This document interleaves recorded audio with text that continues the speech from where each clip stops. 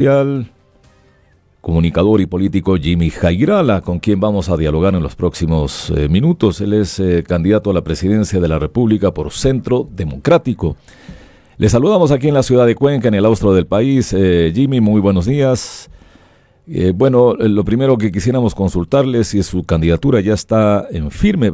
Parece ser que hubo algún inconveniente, alguna observación por parte del Consejo Nacional Electoral al momento de inscribir la candidatura y no fue esta calificada. Había algunos asuntos de orden formal que subsanar. No sé si esto ya fue superado. Buenos días. Buenos días. Correcto.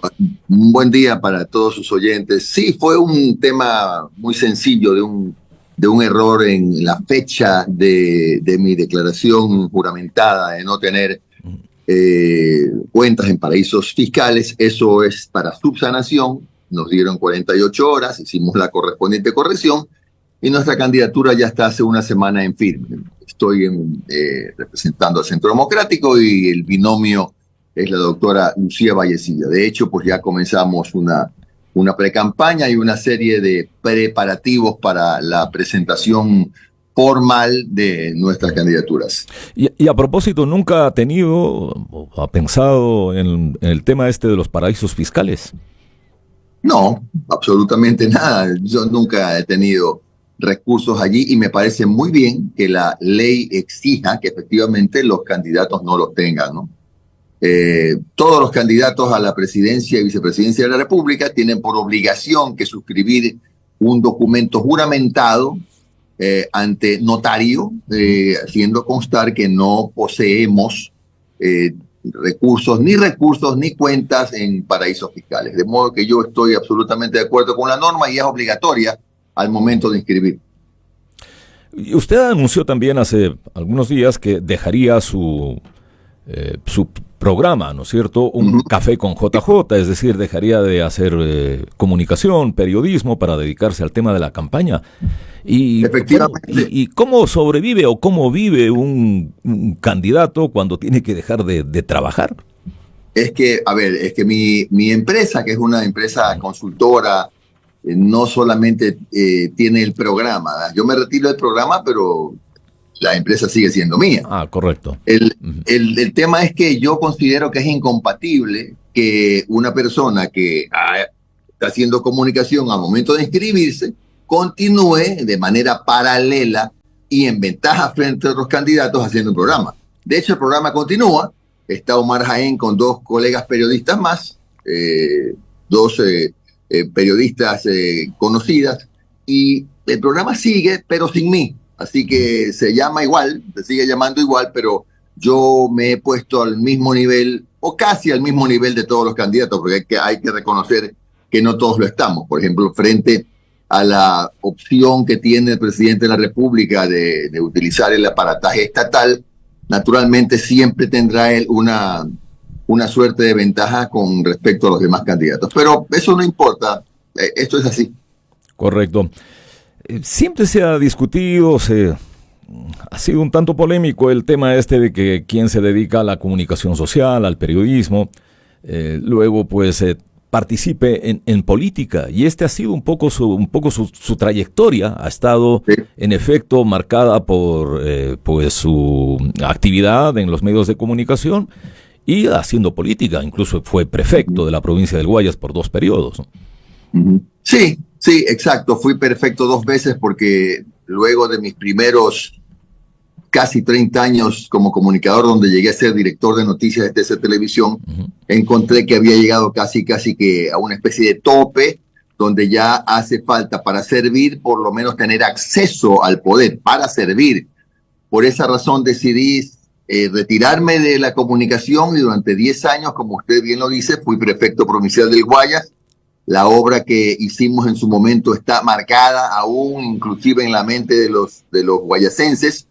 Hicimos un trabajo de servicio y una vez que terminó ese trabajo, volví a la comunicación. Usted me dirá, ¿pero por qué? Es que yo no soy ni arquitecto ni ingeniero en minas y petróleo, yo soy periodista.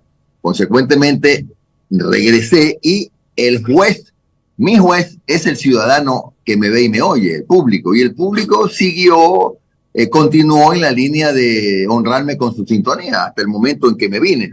porque yo hice en la comunicación lo mismo que hice en la prefectura. Cuando yo entraba a las sesiones del Consejo Provincial donde había alcaldes de todos los colores políticos, yo dejaba mi traje del partido afuera y me ponía el del Guayas. Y así hice también en la comunicación. El político se queda afuera. En el estudio está el comunicador. Y siempre procuré ser objetivo. Imparcial es imposible. Usted sabe como periodista que la imparcialidad, para mí al menos, no existe.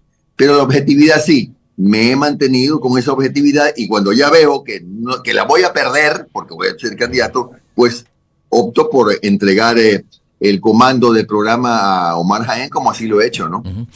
Y en cuanto a su accionar político, sí ha sido cuestionado. Bueno, por un lado, en el ejercicio de la prefectura tuvo algunos cuestionamientos. Entiendo que hubo investigaciones también de por medio, aunque nada de eso, de las denuncias que se hicieron, finalmente se lograron demostrar, entiendo, aquello, ¿no? Así fue, exactamente. Usted lo ha dicho, eso fue así.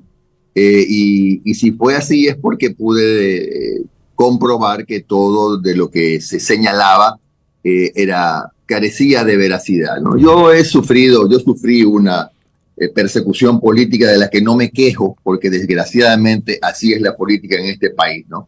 Pero las páginas negras están para darles la vuelta.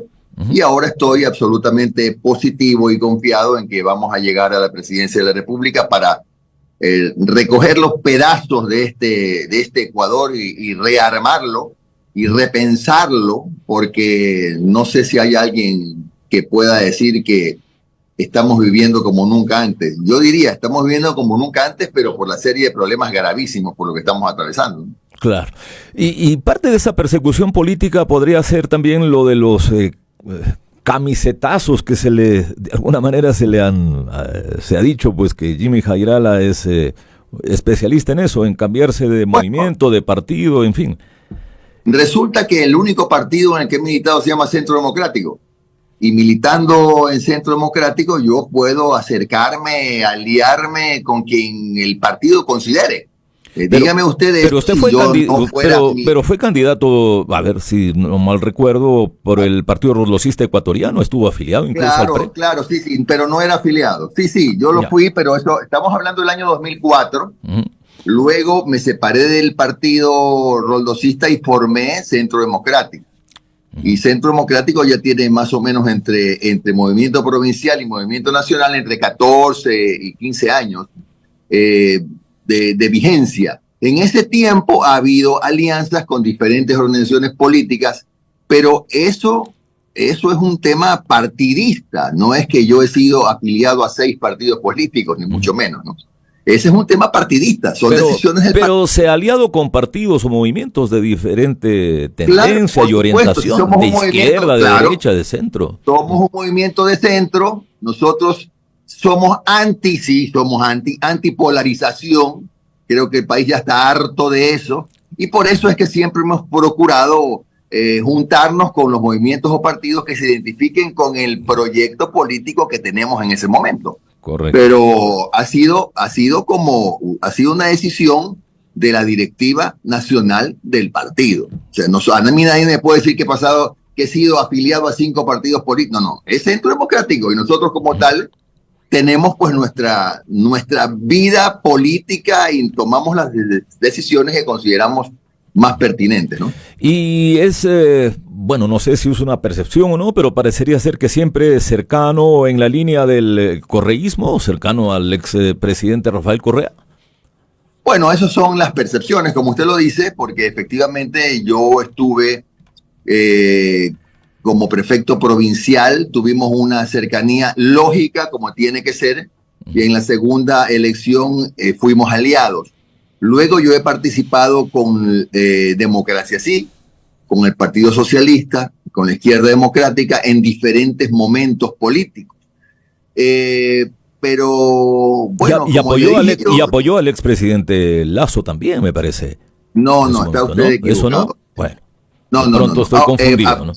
A propósito de estos temas, yo siempre respondo con mucho gusto, pero Sí, sí. Yo pensé que también íbamos a hablar un poco de la candidatura. Pero vamos a hacerlo, vamos a hacerlo. No tengo problema, no tengo ningún problema en contestar porque así me tocaba a mí el papel que usted está haciendo cuando corresponde. Usted es periodista, es libre, pero digo, en algún momento toquemos el tema de la campaña. Sin embargo, prosiga nomás, yo le contesto todo lo que guste.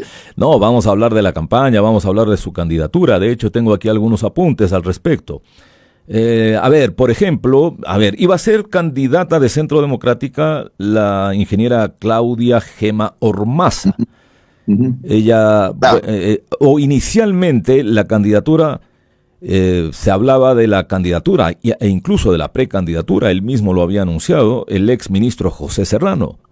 Declinó la candidatura, luego vino lo de la ingeniera Claudia Gema Ormaza, y no se concretaron ninguna de las dos. ¿Qué pasó allí? Así fue.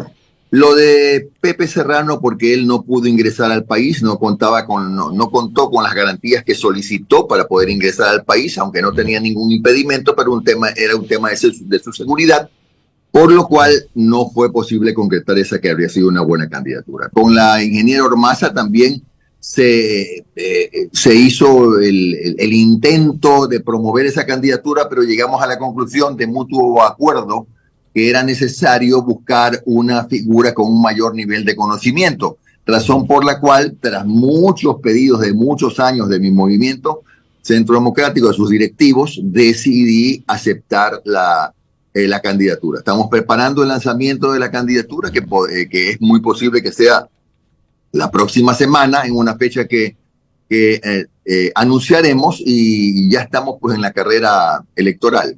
Bien, y entonces ahora sí, claro, la pregunta pertinente, ¿cómo es que finalmente usted toma la decisión de aceptar la candidatura y por qué asume el reto, por qué asume el desafío? Porque yo considero, colega, que ya la gente está cansada de los extremos, está cansada de las polarizaciones, por eso decía yo soy antipolarización absolutamente.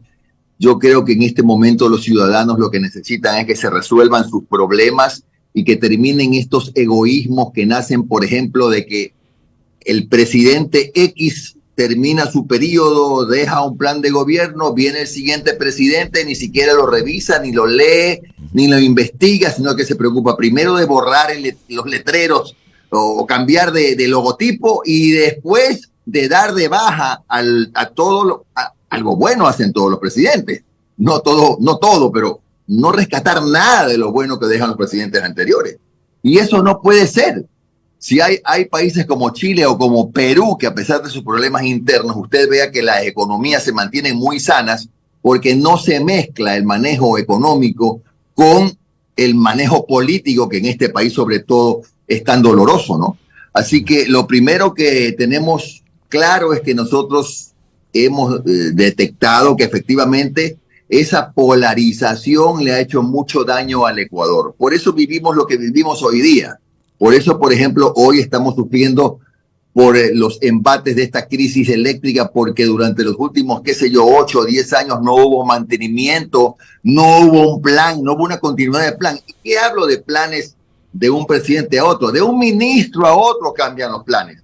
Y por eso hoy día tenemos cortes de 10 horas, una deuda externa que bordea los 88.000 millones de dólares, que es absolutamente impagable. Negocios que están cerrando. 30 millones por hora le cuesta al Ecuador no tener luz. Entonces, ya me parece que esto es un campanazo, como para que nos demos cuenta de que ya no podemos seguir pensando en los extremos, claro, del de la derecha o el de la izquierda. Tenemos que optar por un gobierno de centro, un gobierno que incluso cuando llegue. Un gobierno que escoja los mejores. ¿Y a qué le daría usted continuidad respecto de lo que ha venido haciendo el presidente Noboa en caso de ser electo usted presidente?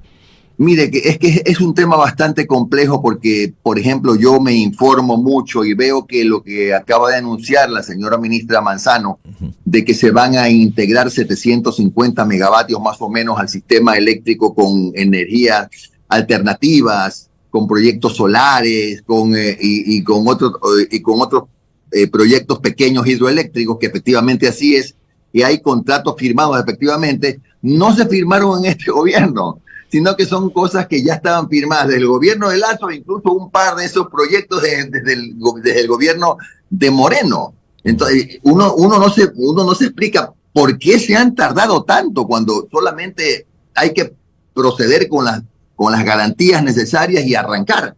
Estos son soluciones a mediano plazo que se van a dar, pero la solución mágica que todos quisiéramos en realidad no existe, ¿no? Pero vea, usted con esto me da la oportunidad de demostrarle que es así.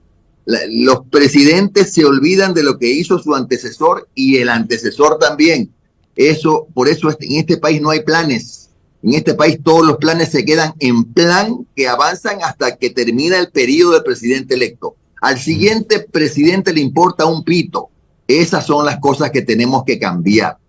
Y para el periodo, cuando nos toque la presidencia de la República, lo primero que tenemos que hacer es, aunque haya mucho disgusto de importantes sectores económicos, volver a reperfilar o renegociar la deuda externa porque es absolutamente impagable. Incluso ver la posibilidad de una moratoria. Moratoria no es decir no te voy a pagar. Moratoria es decir dame 3 años para poner la casa en orden, para no pagarte capital e intereses y al cabo del 4º año voy a reanudar mis compromisos. Y esos 3 o 4 años que logremos, y lo logramos de moratoria, van a servir para poner la economía en orden y para poder inyectar recursos a la economía, porque eso es lo que le falta al Ecuador.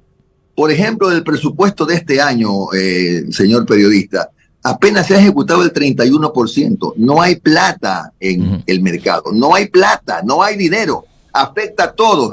Cuenca, yo diría, la capital turística del Ecuador en este momento también está duramente afectada por los apagones, por el número de turistas que sigue disminuyendo.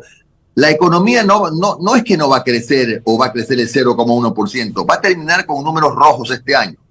Y esto no puede ser, es decir, tenemos que comenzar a pensar en planes para los próximos 10 años, para que el próximo presidente también lo vea y lo continúe como se ha hecho en otros países que han progresado. Sí, pero esos planes, continuar con esos planes, pero que requieren desde luego financiamiento, requieren recursos.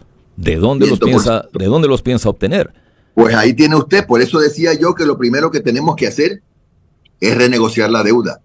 No se puede seguir trabajando con una deuda que consume casi el 40% del presupuesto del Estado. Pero eso significaría decirle no al Fondo Monetario Internacional o a los créditos del Fondo Monetario Internacional, que es a lo que justamente ha acudido el actual gobierno. Y entiendo hay todo un plan, ¿no es cierto?, para que sigan los desembolsos por parte del Fondo Monetario Internacional. Claro, pero lo que pasa es que estamos alimentando un monstruo que es la deuda externa. Ya mismo, en cuestión de 6, 8 meses, llegaremos a 90.000 millones de dólares. Es inmanejable. Revise usted, amigo periodista, lo que, por ejemplo, maneja el Ministerio de Energía. Creo que son 160, 170 millones de dólares. Es el presupuesto del Ministerio de Energía. ¿Cómo puede un país progresar con un presupuesto tan pírrico? El Ministerio de Salud, todos los ministerios, no solo que tienen un presupuesto muy pequeño, sino que tampoco lo pueden ejecutar. Y no siempre es que no lo ejecutan por ineficientes, es porque no reciben las correspondientes partidas del Ministerio de Economía, que tiene que priorizar, ¿sabe qué? El pago de la deuda. Entonces ¿qué es lo que pasa hoy día? Tenemos 9.000 millones de dólares en reserva internacional. 9.000 millones de dólares en reserva internacional. Y aquí todo el mundo le debe a cada santo una vela. Esa es la gran crisis nacional. Entonces, otras cosas. La propuesta suya en concreto sería esa.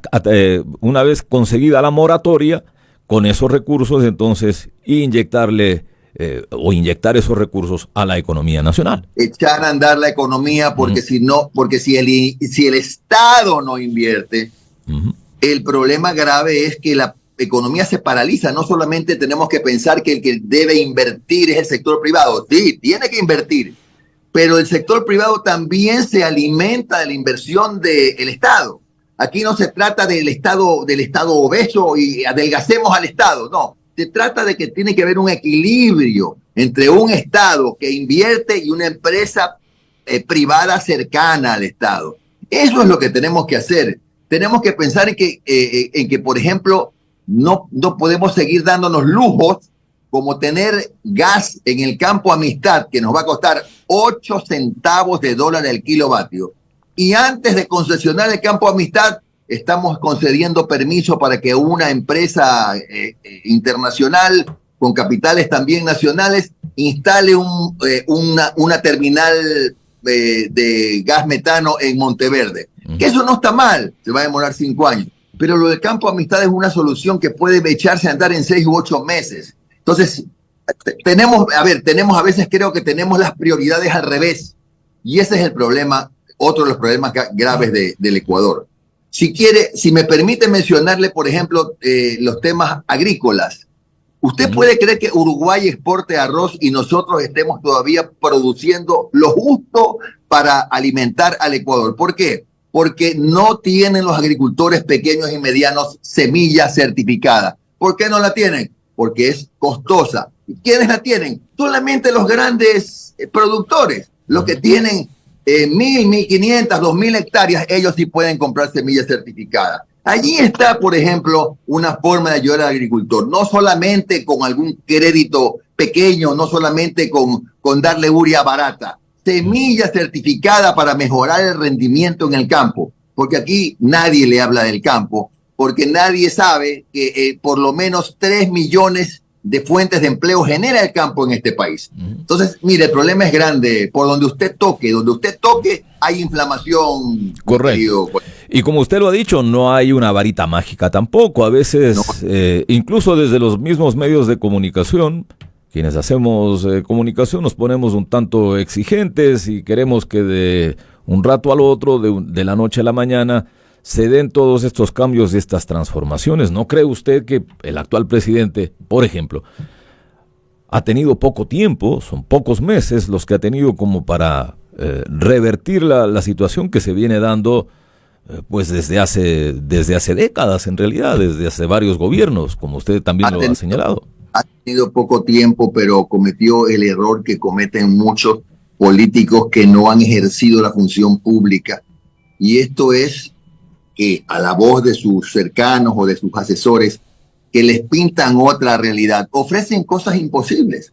¿Usted cree que no nos acordamos, por ejemplo, cuando le hicieron ofrecer en el debate las reservas hídricas con la asistencia de israelitas, etcétera, etcétera, y que esto se convertiría más o menos en el paraíso terrenal? No, o sea, una cosa es mirar la realidad desde afuera y otra desde adentro. Yo la conozco porque yo he estado adentro y sé lo que se tiene que hacer. Por ejemplo, tanta gente se queja, amigo periodista, de que aquí todavía tenemos escuelas rurales con pisos de tierra, lo cual es verdad, que origina que los muchachos desde niños y adolescentes ya vayan pensando en irse, porque así estudian, o sin pupitres, o con aulas unidocentes, con escuelitas unidocentes. ¿Qué se hace? Fácil.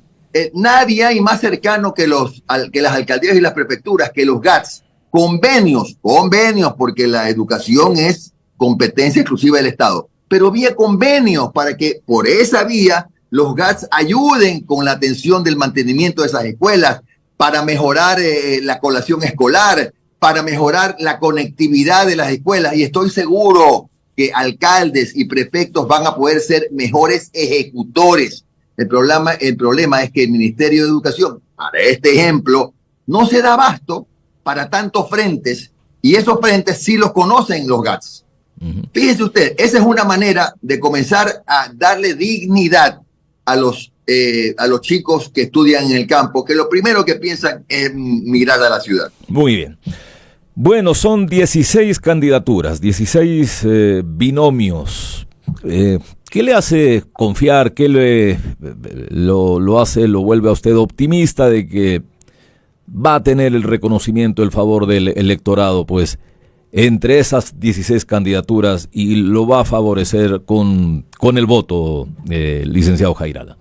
Bueno, que yo ya tengo experiencia y que soy el único candidato que, elegido por votación popular, ya ha estado en la función pública, que conozco perfectamente la función pública y que ya los ciudadanos no quieren extremos, no quieren el bueno y el malo, el blanco y el negro, las polarizaciones que tanto daño nos han hecho. La gente quiere que le solucionen sus problemas. No le interesa en este momento qué bandera le exhiban o quién se pelee con quién. La gente quiere bienestar, quiere luz, quiere que la plata le alcance para su subsistencia, quiere educación, quiere ir a un hospital del Seguro Social o del Ministerio de Salud donde haya las medicinas y no tengan que salir a comprarlas en las farmacias de al frente.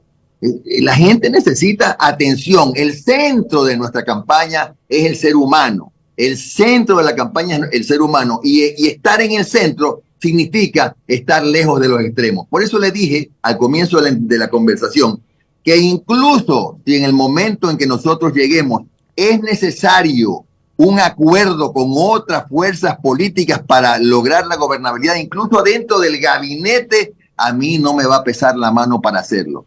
Perdóneme la comparación. Cuando terminó el franquismo, ¿recuerda usted el pacto de Moncloa?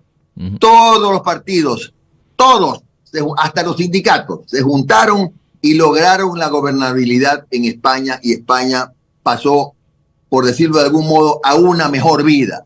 Es lo mismo que hay que hacer en el Ecuador. Esto significa que si hay gente valiosa, no importa que sea de otra organización política, hay que sumarla. Yo no me voy a rodear de mis amigos nada más en el gabinete, sino de los mejores. Y si ese mejor está en otra tienda política, no importa. Si es el que sirve, pues él va a estar en el gabinete. Correcto. Eso quiere decir que nosotros estamos absolutamente opuestos a las polarizaciones. De acuerdo.